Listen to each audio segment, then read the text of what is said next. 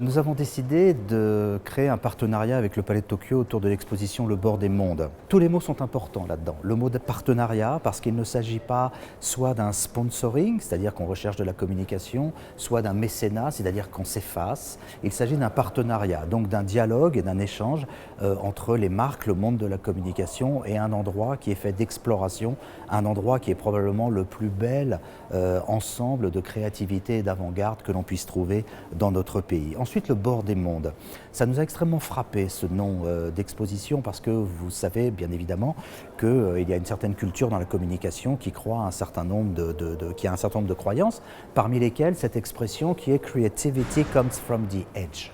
L'idée étant que la créativité, elle vient des bords, parce que sur les bords pèse moins de pesanteur et pèse moins d'interdits que dans les centres. Alors les bords peuvent être physiques et réels, à travers l'histoire et à travers les siècles. C'était les endroits d'où partaient les expositions et les endroits d'où arrivaient toutes les découvertes, à travers les comptoirs, les emporios.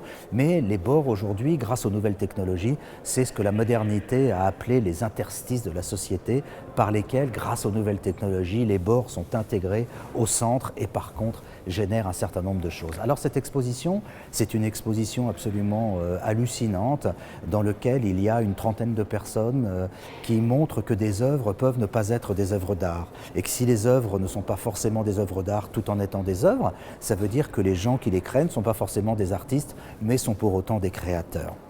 Et donc, c'est une exposition fascinante où l'on voit qu'un certain nombre de mondes s'hybrident et s'interpénètrent et que la créativité et la création est à la naissance de choses qui sont des œuvres et qui sont des immenses objets d'innovation également. Donc c'est d'une inspiration formidable, c'est extrêmement émerveillant et on a des formidables yeux d'enfant lorsque l'on regarde cette exposition. Donc cela nous a donné également l'occasion de faire une conférence au cours de laquelle nos invités représentant le monde de la communication, le monde des marques, a pu discuter et a pu interagir avec des gens comme le professeur Olivier Ollier, qui nous a expliqué comment les neurosciences pouvaient de manière formidable impacter le marketing, mais en nous rappelant tout à fait que la meilleure machine au monde restait tout de même l'être humain et que la chose la plus sophistiquée qui puisse exister, ce n'est pas l'intelligence artificielle, mais l'intelligence humaine et donc le cerveau de l'homme.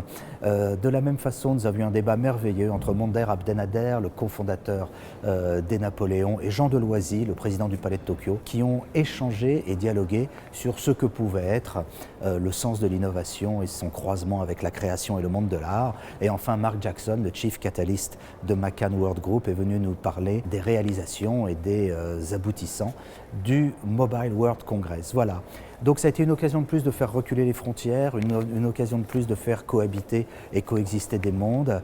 Et puis on a terminé cela par un rappel que finalement la poésie n'est jamais très très loin du marketing, en se souvenant que l'expression la plus classique du marketing que nos clients nous répètent tout le temps, c'est « Does it fly ?»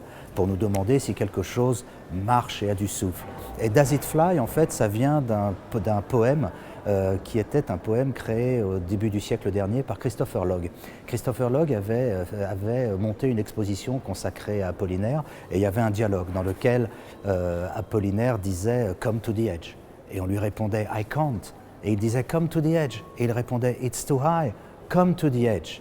Et la conclusion était « And he came and they push and they flew ». Et ce que nous espérons, c'est que cette matinée aura pu aider à ce que les choses volent un petit peu plus.